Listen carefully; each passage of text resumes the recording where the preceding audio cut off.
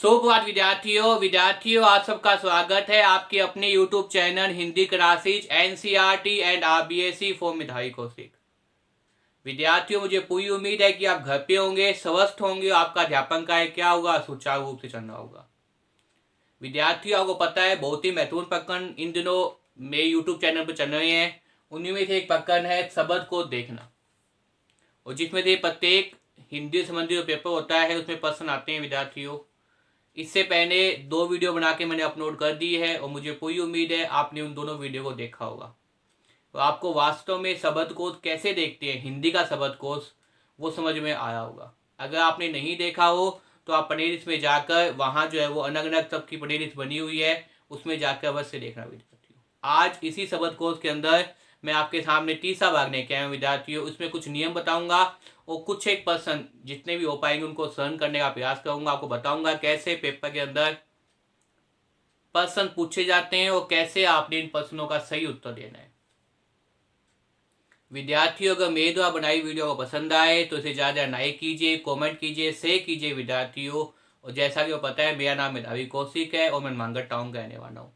फिर भी अगर आपको कोई समस्या आती है तो आप मुझे व्हाट्सअप कर सकते हैं, कमेंट बॉक्स में लिख सकते हैं या मैसेज कर सकते हैं। यथासंभव मैं आपके प्रश्नों का जवाब देता हूँ। देखिए विद्यार्थियों, मैंने बताया था आपको शब्द को देखना, क्योंकि हिंदी के प्रत्येक पेपर में क्या है, शब्दकोश से संबंधित प्रश्न आते हैं। अब शब्दकोश में हिंदी का वर्ण क्रम नियम नंबर 1 मैंने बहुत विस्तार से बताया था। मुझे उम्मीद है आपको समझ में आ गया होगा। जो कोई भी शब्द आएगा उसे आपने इसी प्रकार से क्या करना है, भी देखना है। सबसे पहले स्वर होंगे, स्वर के बाद व्यंजन होंगे और व्यंजन के बाद अर्थात व्यंजन होंगे। ये क्या है, ये मात्राएं हैं, मात्राओं के आधार पर देखना है। उसके बाद व्यंजनों का क्रम है। अगर गै तो गै पहले आएगा, तय है तो तय बाद में आएगा, यह सबसे आखिर में आएगा, आधा वर्ण सबसे आखिर में आएगा। इस प्रकार के नियम मैंने बताए थे। इसके बाद मैंने बताया था आपको संयुक्त अक्षर संयुक्त वर्ण के बारे में, उससे संबंधित ही नियम को और अधिक, क्योंकि इससे पहले वीडियो में नियम बताया था, अब इस नियम को और अधिक विस्तार से और आपको आसानी समझ में आ जाए ये बताने का प्रयास है विद्यार्थियों। देखिए सीधा नियम नंबर 4 पे चलते हैं। नियम नंबर 1 और नियम नंबर 2 और नियम नंबर 3 आपने पढ़ लिए।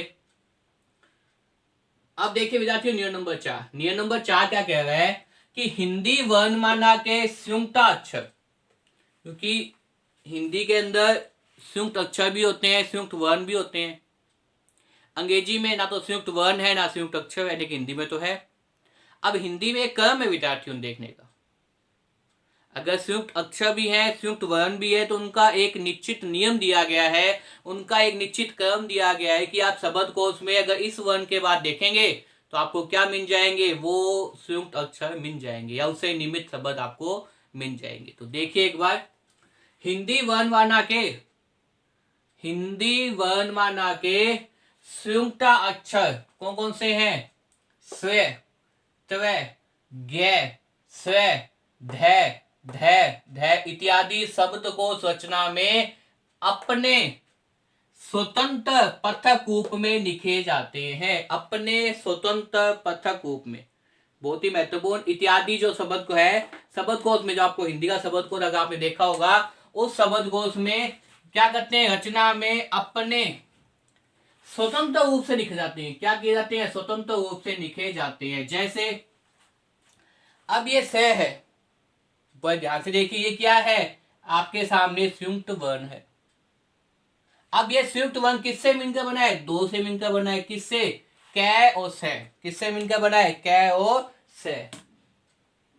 इसी प्रकार देखिए ये आपके सामने वी है, और वी भी दो वर्णों से मिलकर बनी है, तय और वह। अब ये कै आधा है, से पूरा है, यहाँ तय आधा है, वह पूरा है। इसी प्रकार देखिए गै, गै का मतलब क्या है? जय प्लस न्याय, ये क्या है? न्याय। जय प्लस न्याय, ये क्या है? न्याय। और यहां भी देखिए जय तो आधा है और न्याय पूरा है। ध किससे मिलकर बना है? द प्लस य से। किससे मिलकर बना है विद्यार्थियों? अगर नहीं दिखाई दे रहा तो मैं यहां लिख देता हूं, ध प्लस य से। ध क्या है? ध आपके सामने है आधा। ध क्या है? ध आपके सामने आधा, और यह क्या है? ये आपके सामने है पूरा।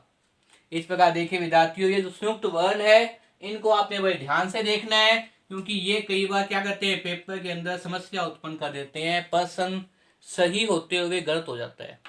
तो भाई ध्यान से देखना है इसको। देखिए घै जय हनंत, हनंत का मतलब आधा, जय हनंत प्लस न्य, घै धै हनंत प्लस ये, और द्वय का मतलब दय हनंत प्लस में वह, दय हनंत प्लस में वह, और धै का मतलब ये दय आधा है और धै पूरा है। कहने का अभिप्राय ये है विद्यार्थियों कि हिंदी वर्णमाला में कुछ संयुक्त व्यंजन सबसे अंत में आते हैं। अगर आप हिंदी वर्णमाला को देखें, कहने का अभिप्राय यह है विद्यार्थियों कि दो बातें आप ध्यान रखना है। आपने दो बातों को बड़े ध्यान से देखना है, बड़े ध्यान से समझना है। यहाँ पे जो मैं आपके लिए लेके आया हूं, एक बात तो ये लेके आया हूं कि हिंदी वर्णमाला और हिंदी शब्दकोश दो अलग अलग चीजें हैं। दिमाग में ये पिक्चर क्लियर हो जानी चाहिए, तुरंत ये बात आपके सामने क्लियर हो जाए, आप दिमाग में बिठा लीजिए कि एक तो हिंदी वर्णमाला और हिंदी शब्दकोश दो अलग अलग चीजें हैं, इनको आपस में मिक्स मत कर देना। सबसे पहली बात तो हिंदी वर्णमाला में कुछ संयुक्त व्यंजन जो होते हैं सबसे अंत में आते हैं, ये बात सही है, क्योंकि मैंने बताया जो संयुक्त व्यंजन है वो सबके आखिर में आएंगे। आपने देखा होगा हिंदी वर्णमाला जो पहले मात्राएं हैं, फिर कंठ है, तालु है, मूर्धन्य है, दंत है, ओष्ठ है, ओष्ठ के बाद क्या आएगा संयुक्त वर्ण, उष्ण व्यंजन, अंसर्ट व्यंजन, इस प्रकार का उनका क्रम है, लेकिन वो वर्णमाला है। अब हिंदी शब्दकोश की बात करें, हिंदी वर्णमाला में कुछ संयुक्त व्यंजन सबसे अंत में आते हैं, परंतु शब्दकोश में उन्हें उस क्रम में रखा जाता है जिन व्यंजनों से मिलकर वे बने होते हैं, जिन व्यंजनों से मिलकर वे बने होते हैं। बहुत ही महत्वपूर्ण बात है, इसको चाहो तो आप स्क्रीन शॉट ले लीजिए, याद कर लेना, इस नियम को लिख लेना। अगर आपको ये नोट याद है तो मैं मानता हूं आपके शब्द को संबंधित प्रश्न गलत नहीं होंगे। एक बार दोबारा देखिए मैं क्या बताना चाहता हूं, क्या कहना चाहता हूं। बहुत ही अच्छे शब्दों के अंदर मैंने आपके सामने नोट लिखा है, इसे याद कर लेना विद्यार्थियों, ताकि पेपर में प्रश्न गलत न हो। आपको पता है पढ़ाने का एकमात्र उद्देश्य यही है, या वीडियो बनाने का, कि आपके कंसेप्ट क्लियर होने चाहिए और हिंदी के पेपर में आपके हिंदी से संबंधित प्रश्न कभी भी गलत न हो किसी विद्यार्थी का। ये मेरा उद्देश्य है, इसी उद्देश्य को लेकर मैं अध्यापन करता हूँ, इसी उद्देश्य को लेकर मैं वीडियो तैयार करता हूँ। तो दोबारा देखिए विद्यार्थियों नियम को कि हिंदी वर्णमाला में कुछ संयुक्त व्यंजन सबसे अंत में आते हैं। एकदम सही बात है कि वर्णमाला और शब्द को दो अलग अलग चीज है, वर्णमाला और शब्द को दो अलग अलग चीज है। अगर आप वर्णमाला पढ़ रहे हैं, वर्णमाला पर सोच रहे हैं, तो एकदम सही बात है कि हिंदी वर्णमाला में कुछ संयुक्त व्यंजन सबसे अंत में आते हैं। हिंदी वर्णमाला में कुछ संयुक्त व्यंजन क्या है, सबसे अंत में आते हैं, एकदम सही है। परंतु शब्दकोश में उन्हें उस क्रम में रखा जाता है, परंतु शब्दकोश में अगर आप शब्द को देख रहे हैं, हिंदी का मानक शब्दकोश का अध्ययन कर रहे हैं, उस शब्दकोश में उन्हें उस क्रम में रखा जाता है जिन व्यंजनों से मिलकर वे बने होते हैं, जिन व्यंजनों से मिलकर वे बने होते हैं उनका निर्माण होता है, जिन व्यंजनों से मिलकर वे बने होते हैं उनका निर्माण होता है। अब देखिए विद्यार्थियों, जो मैंने बताया था आपको नियम नंबर 4, अब ये स है, इस नोट को ध्यान में रखकर बताना। अब ये स है, किस वर्णों से मिलकर बना है, कै हनन प्लस स से मिला है, तो कहां होगा, कै, जिनसे मिलकर बना है, किन से मिलकर बना है, कै से मिलकर बना है, तो ये कहां होगा, कैवानी 9 में होगा। अब आगे आ जाइए, वी कहां होगा, तैवानी 9 में होगा। इसी प्रकार से अब देखिए गै कहां होगा, जयवानी 9 में होगा। अब देखिए धै कहां होगा, धैवानी 9 में होगा। इस प्रकार से आपने क्या करना है, ये संयुक्त व्यंजनों को देखना है, क्योंकि पेपर में संयुक्त व्यंजन बहुत ज्यादा खतरनाक है। एक तो दिखाई नहीं देते, अगर आपको स्वय का ये पता नहीं वर्गीकरण तो आप नहीं कर पाएंगे, पहली बात तो ये। अगर आपको ये नहीं पता कि धै जो है वो धै और य से मिलकर बना है, या आपको ये नहीं पता कि गै जो है जय अनंत प्लस न्याय से मिलकर बना है, या आपको ये नहीं पता कि स्वय स अनंत प्लस व्यय से मिलकर बना है, एक है गया विद्यार्थियों, इसमें लिख देता हूं, ये है गया से अनंत प्लस व्यय से मिलकर बना है। अगर आपको ये नहीं पता तो आप इस प्रकार से वर्गीकरण नहीं कर पाएंगे, पहली बात। फिर आपने ये देखना है कि शब्दकोश में उन्हें उस क्रम में रखा जाता है जिन व्यंजनों से मिलकर वे बने होते हैं, शब्दकोश में उन्हें उस क्रम में रखा जाता है जिस व्यंजनों से मिलकर बना है। ये कैसे मिलकर बना है, तो कै की 9 में आएगा, ये तय की 9 में आएगा, ये जय की 9 में आएगा, ये सह की 9 में आएगा। अब देखिए विद्यार्थियों, एक इसके बाद जो नियम है गया, उसके बाद प्रश्न कहेंगे, एक है गया वेव का नियम। कई विद्यार्थियों को पता नहीं होता कि जो वेव, वेव का मतलब जो है का अपने निकालते हैं, कई बार ऊपर निकालते हैं, कई बार नीचे निकालते हैं, तो कौन सा आधा होता है, कौन सा पूरा होता है, क्योंकि इसमें आधे व्यंजन की महत्ता है और पूरे व्यंजन की तो अपने आप है ही। अगर आधा है तो 19 संदेह आखिरी में जाएगा, मैंने बताया था पहले भी वाली वीडियो में। तो देखिए इसका भी एक नियम है कि ऊपर दिया हुआ वह सदैव आधा होता है। अगर ऊपर दिया गया वह है तो सदैव क्या होगा, आधा होगा, जबकि नीचे मतलब पैरों में दिया गया वह क्या होगा, सदैव पूरा होगा। जैसे मैंने यहाँ पे एक शब्द लिखा है करम, तो ये पूरा है, और कहीं मैंने ऊपर दिखाएगा, और ये क्या है, आधा है। वर्ण, वर्ण देखिए, ये है जो है वो आधा होगा, और ये है क्या होगा, पूरा होगा। समझ में आया विद्यार्थियों? या मैं आपको कुछ उदाहरणों के माध्यम बता देता हूँ। यही बात जो है वो न केवल इस पे अपितु आपके सामने जो है वर्णों पर भी लागू होती है, कि वर्ण भी कैसे होते हैं। अगर वर्ण की बात करें, देखिए जैसे ये आ गया आपके सामने, अब देखिए ये क्या है, ये पेयो में है, पेयो का मतलब नीचे है, और नीचे है तो इसमें क्या हो जाएगा आपके सामने, तय आधा हो जाएगा, वह पूरा हो जाएगा। तय आधा, वह क्या है विद्यार्थियों, पूरा है। मैं जो बता रहा हूं वो समझिए, ये बात व्यंजन पे भी लागू होती है, ये बात वर्ण पे भी लागू होती है। अगर वर्ण नीचे दिया गया है तो वो तो क्या होगा, पूरा होगा, और शब्द क्या हो जाएगा, आधा हो जाएगा। इसी प्रकार से एक शब्द आप देखिए, ये देखिए मरम, इसमें देखिए विद्यार्थियों, मैं तो क्या है, पूरा होगा, और वह क्या होगा आपके सामने, आधा होगा। वह क्या होगा आपके सामने, आधा होगा।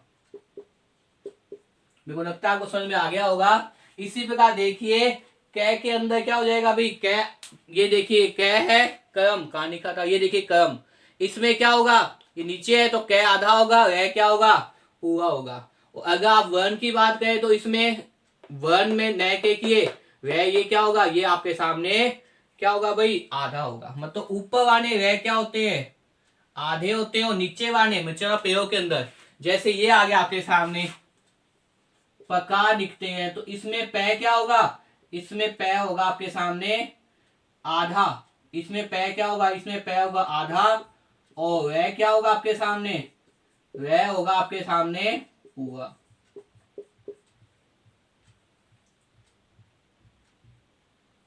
क्योंकि नीचे क्या होते हैं, नीचे हमेशा अगर वह लगा हुआ है तो वो क्या होगा, वो पूरा होगा, ऊपर है तो वह क्या होगा, आधा होगा। ये बात व्यंजनों पे लागू होती है। अगर आप कोई व्यंजन देखें, उन व्यंजनों की बात करें तो इन बात पे पूरा होगा। तो मुझे उम्मीद है आपको समझ में आ गया होगा कि कहाँ तो जो है वो एफ के अंदर है आधा होता है, कहाँ पूरा होता है।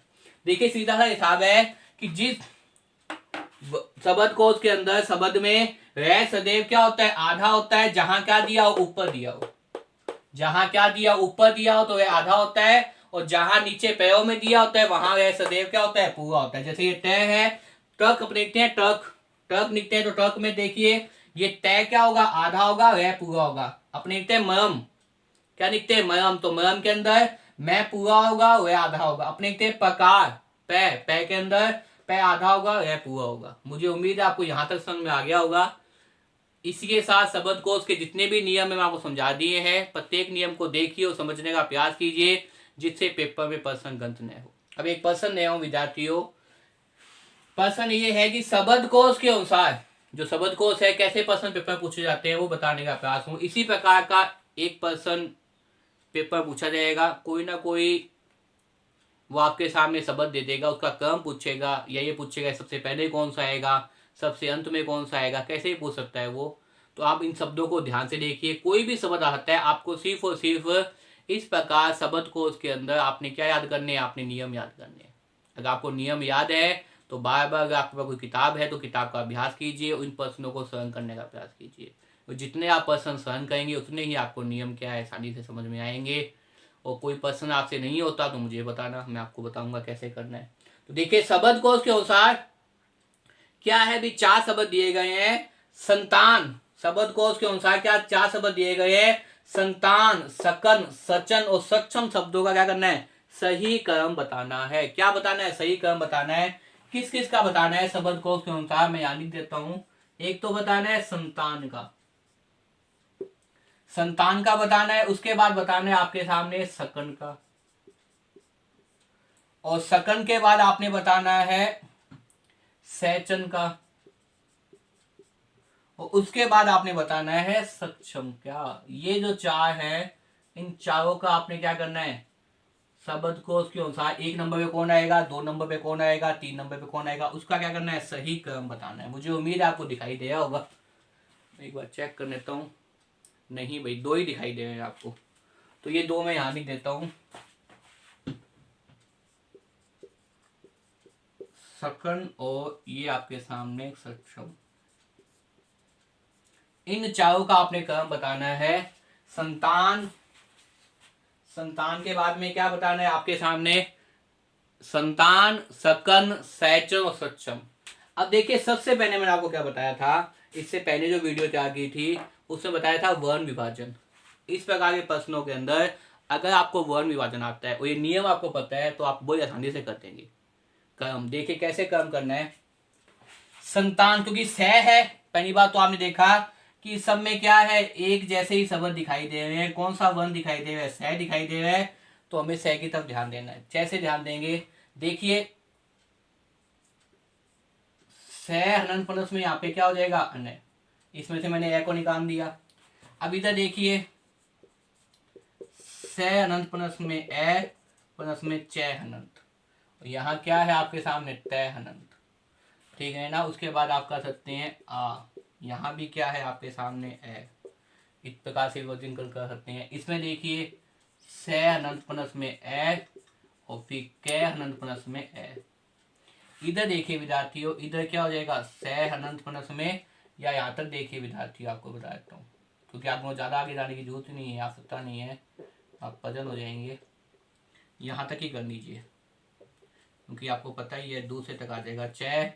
अब देखिए यहाँ पे क्या है, छह है, तो छ को क्या करेंगे, स अनंत प्लस में ए प्लस में क्या हो जाएगा, मैंने बताया ये क्या है, ये आपके सामने संयुक्त वर्ण है। और संयुक्त वर्ण है तो इसका वर्गीकरण आपने इस प्रकार से करना है। कैसे करना है, इसका वर्गीकरण आपने इस प्रकार करना है, तो क्या हो जाएगा, क को आधा हो जाएगा और स क्या हो जाएगा, पूरा हो जाएगा।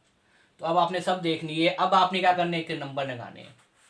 मैंने सबसे पहले क्या बताया था, इस नियम के अनुसार से कि सबसे पहले क्या आता है, अनुस्वार आता है, अनुस्वार। उसके बाद में क्या आता है भाई, ए के ऊपर अनुस्वार, फिर ए, फिर आ, फिर ई, फिर यू, इस प्रकार से क्रम है। तो देखिए इसमें कोई आ रहा है क्या, हाँ भाई ये आ रहा है आपको मिल रहा है, ये क्या है, अगर यहां तक आप जाएंगे इस प्रकार से तो ये चीज क्या मिल रही है, यहाँ पे आपको ये मिल गया, तो ये तो क्या जाएगा, निस्संदेह ये संतान जो शब्द है वो क्या जाएगा, वो 1 नंबर पे जाएगा।